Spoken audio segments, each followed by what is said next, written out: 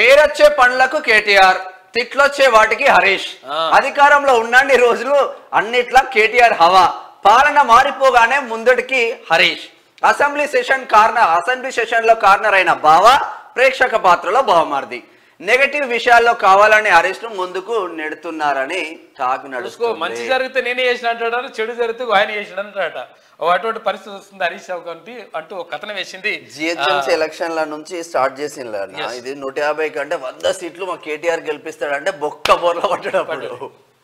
BRS పార్టీలో కేసీఆర్ తర్వాత leader ఎవరని అడిగితే ఎవరైనా మరో ఆలోచన లేకుండా కేటీఆర్ అని చెప్పేస్తారు.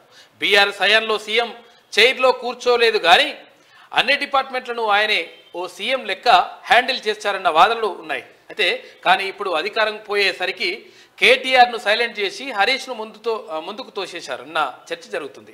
ఇక పేరొచ్చే పనుల్లో కేటీఆర్ను, తిట్టొచ్చే వాటికేమో హరీష్ రావును ముందుకు తెస్తున్నారని బీఆర్ఎస్ నేతలు చెప్పుకుంటున్నారు. అందుకు మొన్నటి అసెంబ్లీ సమావేశాలు, గతంలో ఉప ఎన్నికల సమయంలో అప్పగించిన బాధ్యతలను ఉదాహరిస్తున్నారు. అయితే అసెంబ్లీ సమావేశాలు జరిగినన్ని రోజులు హరీష్ ఒక్కడే బీఆర్ఎస్ తరఫున అన్నింటినీ హ్యాండిల్ చేయాల్సి వచ్చింది. లాస్ట్ టైం కూడా 150 డివిజన్లు ఉంటే ఉమ్మడి మెదక్లో, అంటే ఇప్పుడు సంగారెడ్డి జిల్లాలో 3 డివిజన్లు ఉంటాయి. పటాన్ చెరువు, ఆర్సీపురం, ఇక్కడ భారతీ నగర్. ఆ 3 డివిజన్లకు ఈయనను పరిమితం చేసిండ్రు. మొత్తం ఇక ఈయన తిరిగిండి హైదరాబాద్ అంతా. ఎట్లా అది ఉందంట మరి. సరే ఇక వాళ్ళ బాబామరుల కథ ఇప్పుడు ఏంటంటే వాళ్ళు కొట్లాడుకున్నట్టు చేస్తారు, మంచిగానే ఉంటారు, అంత మంచిగా వేరే ఉంటుంది. వాళ్ళ గురించి ప్రత్యేకంగా ఆలోచించు ఇక అసలు అయిపోయి అట్లా ఏం సీఎం కావాలని మంచిగా ఉంటారు. అందరికీ సీఎంఏ కావాలని ఉన్నది. ఒకవేళ కాక కనుక కొంచెం అట్టి తప్పుకుంటే ఇక అది వేరే ఉంటుంది కథ. 20 బొక్క మళ్ళా.